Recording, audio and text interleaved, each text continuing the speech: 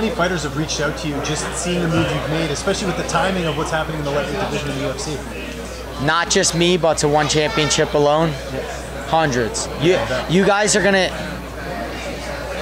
I'm not, and I don't want to sound like, oh, he joined one and now he's about one. It's not about that. There's a serious shift going on, and no one's allowed to talk about this shift. And let's keep it quiet. And hey, what do you think I can get here, and how much you think I can get? There's a shift. There's a serious shift going on in MMA. People are starting to understand that the money is being shared a little bit better than what it's always been, and that in order to do that, you got to test free agency. You got to have a little bit of courage, and if you do that, you'll be rewarded. And guys are doing it now more than ever. Is it a money thing, or is it the fact that the UFC are perhaps, it's becoming the entertainment era, right? There's interim belts all the time. There's sort of super fights all the time. Is it that's upsetting fighters, do you think, or is it just a money situation? I honestly think it's a little bit of both, right? I'm embedded in the underground and the fans, right? What do I hear about fans? Hey, I don't know anybody on this card. This card's coming up. I have no one. I have no emotional interest in this next card. I don't care who's on it. I'm not watching it. That's not good. It's not good. I'm a fan of fighting. I watch the UFC. I watch Bellator. I watch everything. I hear what people are saying, And when I went to Singapore, I sincerely seen something special. It felt like when I first watched Pride. And I went, holy shit, this feels right. This feels like the production feels right. The beat of the drum throughout the whole single fight, boom, boom. It's something special, and you're not going to be able to experience unless you take the trip there live, or when they come here, you'll understand what I'm talking about. You're wearing the Phillies hat. I got to ask, Bryce Harper.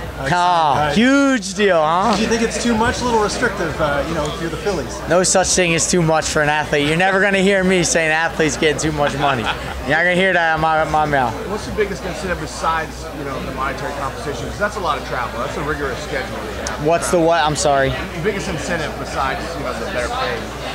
For me personally, everybody's going to have their own incentives, but yeah, money. We're prize fighters. I want to make a lot of money while I do this. I've taken a lot of beatings. I've been in a number of fights, and I already feel I'm an advocate for fighters. I already feel like we're all severely underpaid. So everybody needs to get paid more, and every promoter needs to share more. People are making billions now. It's not the same. Shouldn't be win and show, and here's your 10 and 10 and. It's bullshit, You're making billions, you have to share. Not only that, my incentive personally is I've had the Bellator title a number of times, a couple times. I've went to the UFC. People told me, hey, you can't make it in the big show, or you can't beat these guys. Proven. It's not about being popular. It's about being a good fighter. Neither one have anything to do with each other. You could be popular, but the best fighters in the world are unknown. They're in the jungles of Brazil. They're in the foothills of Dagestan. You don't know them. I've been in gyms where I got my ass whooped by these guys. Got my fucking ass handed to me. And I said, how do you pronounce that guy's name? So they're everywhere. They're all over the world. It's not about the stage or the UFC, MFC, whatever FC. It's not about the stage. It's about the fighters. Great fighters are everywhere. But Eddie, sorry to interrupt. I heard you say the other day that you weren't a big fan of interim belts and stuff, but you want fighters to be paid more. Do fighters not get more money when they have an interim belt? Do they not get the champions pay-per-view cut? From my personal understanding, and it's going to be argued because nobody knows. Nobody knows, right? And say, oh, that's BS. You don't know what he's talking about. From what I know, every situation I've been in, it's a substitution and not pay more. If I know a guy has an ego, he's a little bit insecure, most fighters are, and I don't want to pay him, I say, hey, what do you think about a world title, buddy? And a young kid who don't know anything goes, oh my God, I could be UFC champion, or I can be Bellator champion, or I could be champion, and then they go, their mind gets clouded. They don't even care about money anymore. They don't even think about money. We all need to wake up. Fighters included, media, fans, everyone needs to wake up and go, bullshit. Fucking bullshit.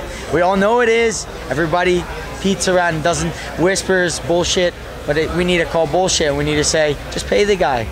Just pay him money. Do something for him besides a ranking, besides a belt that you're going to strip him of in 2 months. Do something for him monetarily, besides all these other things that equal no value. So when you see Tony Ferguson turning down, thank you.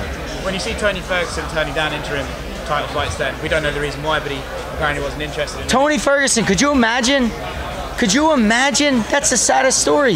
Hey, you got an interim belt. Hey, you want another interim shot? Are you kidding me?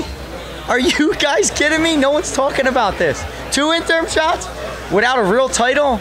It's an absolute joke. It's a joke.